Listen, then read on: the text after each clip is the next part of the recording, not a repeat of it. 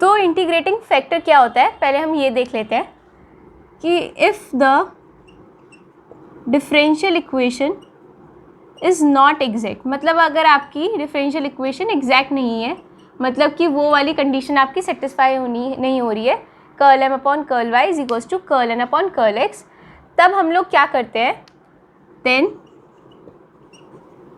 We multiply the differential equation by some function of x and y to make it exact, and that function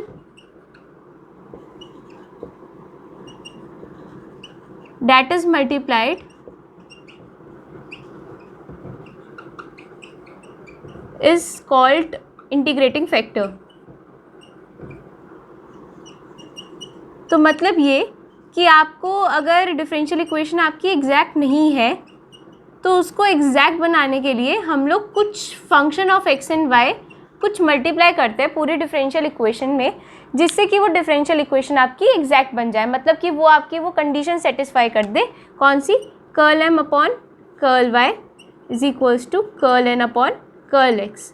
तो अगर ये condition आपकी satisfy कर जाती है वो फंक्शन मल्टीप्लाई करके, तो उस फंक्शन जो मल्टीप्लाई हुआ है उस फंक्शन को ही हम कहते हैं इंटीग्रेटिंग फैक्टर। तो अब आपके पास पता कैसे चलेगा कि आपकी इंटीग्रेटिंग फैक्टर कौन से हम लोग मल्टीप्लाई करते हैं, तो उसके भी काफ़ी सारे मेथड्स होते हैं, टाइप्स होते हैं, तो वो तो हम सीखेंगे। उससे पहले हम लोग कुछ जनरल जो कि आपको देखते ही पता चल जाए कि हाँ इसमें ये वाला तो फंक्शन मल्टीप्लाई होगा ही होगा, पहले हम उस चीज़ को देखते हैं कि वो कौन कौन से फंक्शन होते हैं जिनको आपको देखते ही पता चल जाए कि इसमें हम ये मल्टीप्लाई करेंगे तो आपका ये वाला फंक्शन जो वो डिफरेंशियल इक्वेशन जो है वो एग्जैक्ट बन जाएगी। तो लेट्स सी दैट। तो ये है हमारे वाई इंस्पेक्शन से, मतलब अभी और भी है, अभी तो मैंने सिर्फ 5 लिखे हैं ये, कि आपको पता कैसे चलेगा कि आपको कौन सा फंक्शन मल्टीप्लाई करना है। तो सबसे पहले आपका ये है d of y by x, मतलब ये d of y by x तो बाद में बनेगा। अगर आपको दे रखा हो x d Y minus y d x, आपको ये डिफरेंशियल इक्वेशन दे रखी हो, तो आपको ये पता है x d Y minus y d x, ठीक है, ये आपके पास डिफरेंशियल इक्वेशन है। हमने ये चीज़ तो सिर्फ मल्टीप्लाई की है 1/x², तो 1/x² तो आपका इंटीग्रेटिंग फैक्टर हो जाएगा। पर हमने 1/x² से ही क्यों किया, कुछ बन रहा होगा तभी हम लोगों ने 1/x² से किया। तो सबसे पहले आपने ये देखा कि ये जो आपकी डिफरेंशियल इक्वेशन गिवन है ये एग्जैक्ट नहीं बना रही होगी ज़रूर, तभी हम लोगों ने इसे 1/x² से मल्टीप्लाई करके इसे एग्जैक्ट बनाने की कोशिश करी है। तो हम देखते हैं ये एग्जैक्ट बना रही है नहीं बना रही है। तो y dx है हमारा, क्या होता है m dx plus n dy type में होना चाहिए इज इक्वल्स टू 0। अब m आपका यहाँ पर है माइनस ऑफ y और n है आपका x, तो अब हम क्या करेंगे, curl m by curl y करेंगे। तो curl m by curl y क्या आ जाएगा आपका माइनस ऑफ 1 और curl n upon curl x आ जाएगा आपका 1। तो आपको दिख रहा है कि -1 इक्वल नहीं है 1 के, तो मतलब ये जो आपकी डिफरेंशियल इक्वेशन थी x d Y minus y d x, ये आपकी एग्जैक्ट नहीं थी। तो इसको एग्जैक्ट बनाने के लिए मैंने क्या किया, एक 1/x² से मल्टीप्लाई कर दिया, ठीक है। अब 1/x² आपको डायरेक्ट पता चल जाए कि ये जो होएगा वो dy अपॉन एक्स हो जाएगा। इसे भी हम देख लेते हैं ये कैसे आया। अगर आप इसे डिफ्रेंशिएट करोगे तो x एज इट इज़ रहेगा और y का हो जाएगा dy माइनस, अब y एज इट इज़ रहेगा, x का हो जाएगा dx और x का होल स्क्वायर, क्योंकि डिवीजन रूल लगाते तो ये x का होल स्क्वायर हो जाएगा। तो ये आपका d of y by x बन गया। तो मतलब आपको फिर उसके बाद ज़रूरी नहीं है इसे पूरा इंटीग्रेट करना, आपको पता चल जाएगा ये इसका differentiation D y by x का डिफ्रेंशिएशन करके आपको ये मिलता है, तो इंटीग्रेशन करके आपको y बाई एक्स मिल जाएगा। तो आपको ये तो पता चल गया कि इसका जो आपका इंटीग्रेटिंग फैक्टर आएगा वो एक 1/x² आएगा और उसे इंटीग्रेट करके आपको y बाई एक्स मिलेगा सॉल्यूशन में। पर इसमें पहले मुझे देखना पड़ेगा 1/x² से जब मैं मल्टीप्लाई करूँगी तो ये इक्वेशन आपकी एग्जैक्ट बनेगी नहीं बनेगी। तो हम लोग करके देखते हैं इसे। तो ये हो जाएगा x upon x² D of y minus y upon x² D of x, ठीक है। अब करते हैं इसे डिफ्रेंशिएट करते हैं विद रिस्पेक्ट टू वाई इसे करेंगे, विद रिस्पेक्ट टू एक्स इसे करेंगे, और देखेंगे कि एग्जैक्ट की कंडीशन हमारी सेटिस्फाई हो रही है नहीं हो रही है। तो curl M upon curl y क्या आ जाएगा आपका, -1/x², राइट। और curl N upon curl x क्या आ जाएगा, 1/x, x से एक x कैंसिल हो गया तो 1/x बचा। अब 1/x का डिफ्रेंशिएशन क्या हो जाता है, -1/x²। तो अब आपको दिख रहा है कि x² से जब मैंने मल्टीप्लाई किया 1/x² से, तो आपकी जो डिफरेंशियल इक्वेशन है वो बन गई एग्जैक्ट। तो मतलब ये 1/x² जो है वो इसका इंटीग्रेटिंग फैक्टर हो गया। अब इसका सॉल्यूशन निकालना है, तो इसका सॉल्यूशन अब कैसे निकलेगा। अब हमें पता है कि x dy minus y d x upon x² जो है वो d of y by x है। तो d of y by x है, तो इंटीग्रेट करेंगे तो सिर्फ y बाई एक्स आ जाएगा। तो मतलब इसका जो सॉल्यूशन आया वो आया y upon x equals to c। ये आपका इसका सॉल्यूशन आ गया। तो यही होते हैं हमारे इंटीग्रेटिंग फैक्टर, जो कभी मल्टीप्लाई करने के बाद आपको डिफरेंशियल इक्वेशन एग्जैक्ट दे दें। तो इसमें ऐसी dy बाई एक्स था, x dy minus y d x आपको कभी भी दिखे तो आप उसे x² से डिवाइड कर दोगे, तो आपका ये आ जाएगा d of y by x. ऐसे ही अगर y dx minus x dy दिखे तो आप y² से डिवाइड कर दोगे, जिसका सॉल्यूशन आपको बाद में बनेगा x upon y is equals to c। तो क्योंकि ये d of x by y का है पूरा फॉर्मूला, तो इसे इंटीग्रेट करेंगे तो it will be x by y equals to c। Same आपका इसमें आ जाता है, अगर आपको 2x by d Y minus y² dx दिखे तो उसे x² से डिवाइड कर देंगे हम लोग। अभी भी आप अगर बना के देखेंगे तो ये जो आपकी डिफरेंशियल इक्वेशन है वो कभी एग्जैक्ट नहीं बनेगी, तभी हम लोग इसे 1/x² से डिवाइड कर रहे हैं। ऐसी आपका x² बाई वाई के लिए आ जाता है ये, जब आपको डिफरेंशियल इक्वेशन ये दिखे ऐसी dy x dx minus x² dy, तो उसे हम लोग y² से डिवाइड कर देंगे। ये लास्ट वाली तो बहुत इंपॉर्टेंट होती है, क्योंकि ये ज़्यादातर आपको दिख रही है कि यही आपको फॉर्म मिलती है ज़्यादातर में। तो ये अगर दिखे तो आप डायरेक्ट इसका सॉल्यूशन बता सकते हो कि वो हो जाएगा X Y is equals to C. अब हम लोग सोच रहे हैं X Y equals to C कैसे हो गया, तो हम देखते हैं सबसे पहले ये आपकी क्या एग्जैक्ट बन रही है नहीं बन रही है। तो हम m देखें, m जो कि y दे रखा है, n है आपका x, तो curl m upon curl y भी 1 आ रहा है, curl n upon curl x भी आपका 1 आ रहा है। अब करेंगे हम इसे इंटीग्रेट, तो m की वैल्यू ये वाली है ना y, तो हम लोग y कांस्टेंट लेके x के रिस्पेक्ट में इंटीग्रेट करेंगे तो it will be x y. और ये यहाँ पर जो है n की वैल्यू x है, पर हमें चाहिए वो हम लोग इंटीग्रेट करते हैं n में जो कि सिर्फ जिसमें y की टर्म हो। अब इसमें तो y की टर्म कोई है नहीं, इसमें तो x है, तो ये तो 0 हो जाएगा। तो बचा क्या, सिर्फ एक्स वाई, उसको हम कांस्टेंट के इक्वेट करा देंगे तो आपका यही वाला सॉल्यूशन आएगा। तो मतलब ये बस ये है कि अगर आपको ये वाला दिखता है डिफरेंशियल इक्वेशन ऊपर वाली, अगर वो एग्जैक्ट ना बन रही हो तो आपको इसका फॉर्मूला पता है कि आप y² से इसे डिवाइड कर दो और उसका सॉल्यूशन फिर ये आ जाएगा x² y is equals to C, क्योंकि ये इसका डिफ्रेंशिएशन हुआ और इसे ही हम दोबारा से इंटीग्रेट करेंगे तो आपको यही x² बाय y मिलेगा, जो कि हम कांस्टेंट के साथ इक्वेट करा देंगे। तो इस पे सबसे ज़्यादा आपको क्वेश्चन मिलते हैं अबाउट इंटीग्रेटिंग फैक्टर, कि कोई भी आपको डिफरेंशियल इक्वेशन दे रखी हो और आपसे पूछा जाता है कि इनमें से कौन सा इसका इंटीग्रेटिंग फैक्टर है।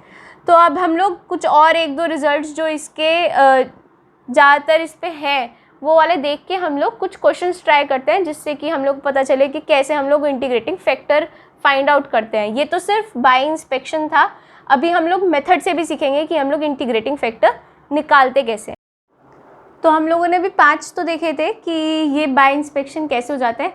ऐसे अगर आपको x d y plus y d x दिखे और अगर आप एक्स बाय वाई से डिवाइड कर रहे हो तो वो बनेगा लॉग ऑफ एक्स वाई का, मतलब d of log of x y. तो मतलब इसका जो सॉल्यूशन आएगा वो log of x Y is equals to c type का आएगा।